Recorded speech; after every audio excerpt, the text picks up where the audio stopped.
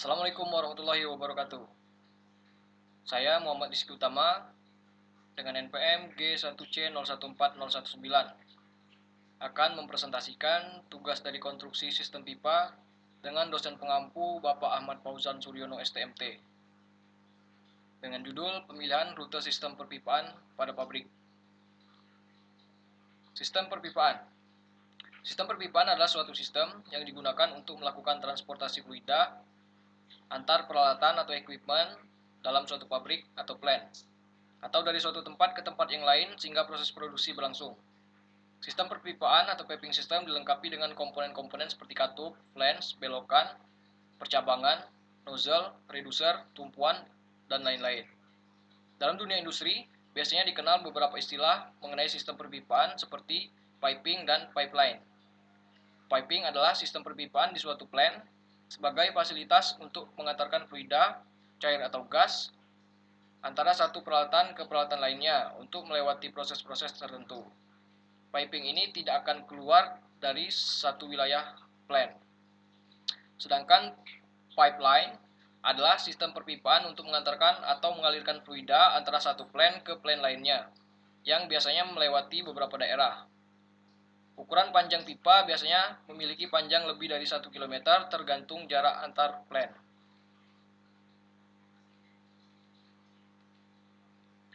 Penggambaran proses perencanaan sistem perpipaan. Tahapan dalam perencanaan perpipaan dimulai dengan proses perencanaan. Dokumen atau gambar yang diberikan dengan proses perencanaan sistem pada perpipaan. Penggambaran diagram alir, proses flow diagram. Untuk mengetahui secara lengkap permasalahan perpipaan, desainer perpipaan harus mengetahui secara lengkap dalam permasalahan mengenai dasar pada proses, sifat-sifat aliran pembantu proses, pemasangan, dan penggunaan perpipaan beserta perlengkapannya benar-benar efektif. Berikut ini secara sederhana dapat dilihat gambar aliran dari suatu proses sebagai berikut. Yang pertama yaitu input, proses, dan output. Diagram aliran proses atau flow diagram proses. Diagram aliran proses dibuat untuk dapat memberikan informasi mengenai proses yang cukup lengkap. Gambar ini dibuat menurut rangkaian proses, sedangkan bentuk informasi peralatan dan pelengkapannya digambarkan berdasarkan simbol-simbol internasional. Begitu juga kode-kode yang digunakan. Pada penggambaran diagram, aliran proses ini umumnya dilengkapi dengan informasi peralatan instrumentasi yang digunakan pada jalur proses. Bentuk penggambaran diagram aliran merupakan bentuk penggambaran proses yang paling lengkap jika dibandingkan dengan penggambaran blok aliran proses dan skematik. Dapat lihat pada gambar untuk proses flow diagram. Hal-hal yang perlu diketahui dalam membuat perencanaan atau plot plan. Yang pertama, proses apa yang digunakan, peralatan apa yang digunakan, arah aliran proses. Suatu area yang akan digunakan, cara pemasangan peralatan dengan ruang gesek, jarak di antara peralatan yang efektif, pemasangan peralatan pembantu proses, perencanaan secara umum jalur-jalur pada perpipaan dan beserta perlengkapannya. Perencanaan khusus lainnya yang diminta, perencanaan pembuatan kotoran pabrik, seperti parit-parit. Penggambaran plot plan ini dapat menggunakan skala yang umum digunakan yaitu skala 1:10, 2:20, 1:33, atau 1/3. Penggambaran plot plan ini harus menunjukkan skala, yaitu yang pertama arah perencanaan koordinat, seluruh peralatan proses, jalan utama pipa, bangunan, fondasi besar, gardu-gardu listrik, dan lokasinya. Jalan-jalan utama, nomor khusus yang perlu, arah koordinat pedoman gambar perpipaan, dan juga arah koordinat sesungguhnya. Skala grafik untuk menunjukkan ukuran apabila gambar diperkecil atau diperbesar. Dimensi batas gambar. Pemasangan pipa di atas tanah. Untuk pemasangan pipa di atas tanah dapat dilakukan pada rak atau pipe rack, kemudian pada penyangga-penyangga pipa, atau di atas dudukan pipa atau slipper.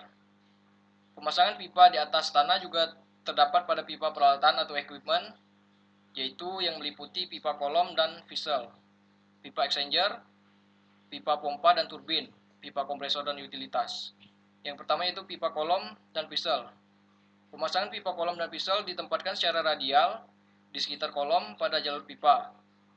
jalan orang, dan platform di bagian proses. Jika pipa yang digunakan 18 inci, maka dapat dilangsungkan las ke vessel. Akan tetapi perlu diperhatikan dengan hal perawatan atau maintenance, maka dalam pemasangan pipa tersebut dapat menggunakan flank. Yang kedua, pipa exchanger. Pipa exchanger tidak boleh dipasang di atas daerah-daerah kanal, tutup sel, dan fasilitas lain yang telah terpasang pada exchanger atau handling yang digunakan. Ruang-ruang bebas untuk pemasangan flank exchanger harus disediakan. Spool dipasang di luar nozzle kapal guna memungkinkan pemindahan bandel pipa exchanger. Yang ketiga, pipa pompa dan turbin. Untuk bagian pipa suction atau pipa yang mengalirkan aliran disebut juga pipa hisap. Diatur sedemikian mungkin untuk mencegah penurunan tekanan dan kantung uap yang dapat menimbulkan kavitasi pada impeller. Yang keempat, pipa kompresor. Pemasangan pipa pada kompresor lebih memperhatikan pada perbaikan dan pemeliharaannya atau maintenance-nya. Lebih diutamakan menggunakan sambungan flank pada pemasangan pipa ini untuk memperlancar jalannya perbaikan dan pemeliharaan. Pipa hisap, suction, dan buang discharge harus benar-benar diperhatikan fleksibilitasnya, terutama untuk temperatur rendah atau tinggi atau tekanan tinggi. Yang kelima, pipa utilitas. Pemasangan pipa ini berguna untuk kebutuhan utilitas di proyek sehingga harus benar-benar direncanakan. Perencanaan subheader harus memenuhi pada daerah equipment, proses atau kelompok peralatan lainnya yang memerlukan jalur utilitas. Sambungan cabang harus dibuat dari atas header. Kemudian sambungan pipa uap untuk membersihkan vessel dan saluran pipa yang berisi cairan hidrokarbon yang berbahaya. Terdiri dari dua susunan. Yang pertama, menyediakan pipa uap permanen. Yang kedua, menyediakan sambungan selang sementara antara sumber uap, utilitas, dan katup blok pada sambungan pengeluaran uap. Pemasangan pipa di bawah tanah. Pipa di bawah tanah dapat dibagi menjadi dua bagian, yaitu pipa proses dan pipa utilitas. Untuk pemasangan pipa proses, bawah tanah harus sedapat mungkin dihindarkan, sedangkan pipa utilitas bawah tanah dapat diklarifikasikan menjadi dua bagian, yaitu pipa untuk aliran berdasarkan aliran gravitasi, dan yang kedua, pipa dengan sistem aliran bertekanan. Sistem aliran gravitasi tergantung dari pusat gravitasi. Karena itu, akibatnya jalur-jalur perpipaan harus mempunyai slope. Disarankan perbandingan slope-nya 1:100 untuk setiap jalur di bawah tanah. Perpipaan digunakan untuk sistem berbagai berikut. Yang pertama, air jernih termasuk air hujan, air pembersih, air pemadam kebakaran yang bisa digunakan, dikumpulkan serta dipisahkan dari minyak yang mungkin terdapat dalam sistem tersebut atau yang akan menuju ke sistem tersebut. Yang kedua, proses pembuangan, baik pembuangan air, minyak, termasuk pembuangan dari kantung uap dan pembuangan dari pompa. Pada sistem ini, rute menuju ke bagian pemisahan dan hidrokarbonnya biasanya dinetralkan. Yang ketiga, kombinasi pembuangan merupakan pengumpulan dari seluruh pembuangan dengan utilitas.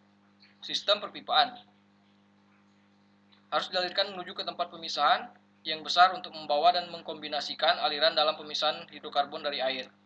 Yang keempat, pembuangan kotoran manusia akan dialirkan ke suatu tempat atau septic tank yang berada di daerah itu. Yang kelima, pembuangan bahan korosi direncanakan sebagai suatu sistem pemisah pembuangan di dalam suatu unit. Di sini termasuk asid, amin, karbonat, dan lain-lain. Larutan kimia yang menimbulkan korosi. Dengan sistem yang begitu luas, sehingga material yang digunakan untuk konstruksi akan berbeda. Di dalam pemilihan bahan, harus diperhatikan aliran apa yang akan melalui pipa tersebut. Di dalam pelaksanaannya, konstruksi perlu juga dicantumkan jarak evaluasi dari permukaan tanah ke dalam jalur perpipaan bawah tanah. Begitu juga ketebalan anti karat, isolasi, selubung, atau perlindungan pipa lainnya. Perhitungan dimensi dari pipa atau elevasi pipa diukur dari dasar pipa bawah tanah. Kemudian pembagian support pada pipa. Ketika jalur pipa sudah terpasang, maka diperlukan support untuk menahan pipa tersebut. Tujuan dari pemasangan support tersebut adalah agar berat yang berasal dari pipa tidak ditempatkan atau ditumpu pada nozzle, sambungan las, ataupun tempat kritikal lainnya. Dapat kita lihat pada gambar untuk pemasangan support atau penyangga pada pipa. Baiklah, Sekian presentasi tugas konstruksi sistem pipa dari saya. Saya ucapkan terima kasih. Apabila ada pertanyaan, silakan tuliskan pada kolom komentar. Jangan lupa untuk di-like dan subscribe video ini. Wassalamualaikum warahmatullahi wabarakatuh.